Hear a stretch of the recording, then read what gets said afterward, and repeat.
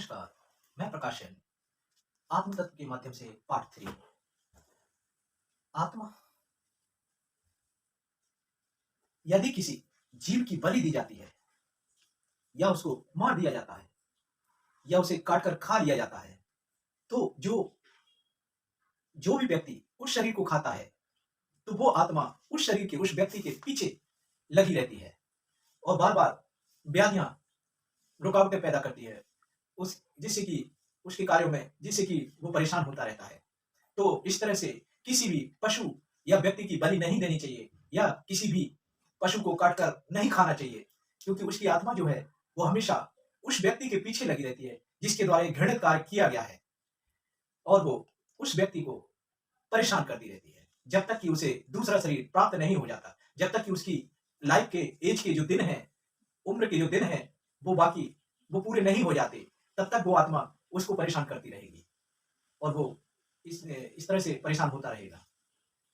इसलिए कभी भी किसी के भी शरीर को नुकसान नहीं पहुँचाना चाहिए। क्या यदि आदमी किसी की रुकावट बनता है, काम बिगाड़ता है, किसी को गलत सोचता है, किसी को गिराने की बात सोचता है, किसी को धक्का देने की बात करता है, नुकसान पहुँचाने की बात करता है, तो ऐसे व्यक्तियों के लिए भी प्रकृति ने प्रावधान के अनुसार उस व्यक्ति को जिसके द्वारा ये कार्य किया गया है, उसको पनिशमेंट के स्वरूप उसका कर्ज चुकाने के लिए अगले जन्म बिगड़ जाएँगे, उसे पशु योनि प्राप्त होगी और पशु योनि प्राप्त करने के बाद जिसके द्वारा ये कार्य किया गया है, वो और जिसके लिए ये कार्य किया गया है, उसके यहाँ, उस व्यक्ति के यहाँ पशु के रूप में, पशु स्वरूप उतने दिन, जितने दिन उसने ये काम किया है या नुकसान हुआ है, उतने दिन उसको चुकाना पड़ेगा। जब तक वो आत्मा उसका कर्ज नहीं चुका लेगी, वहाँ से फ्री नहीं हो पाएगी। इसलिए प्रकृति में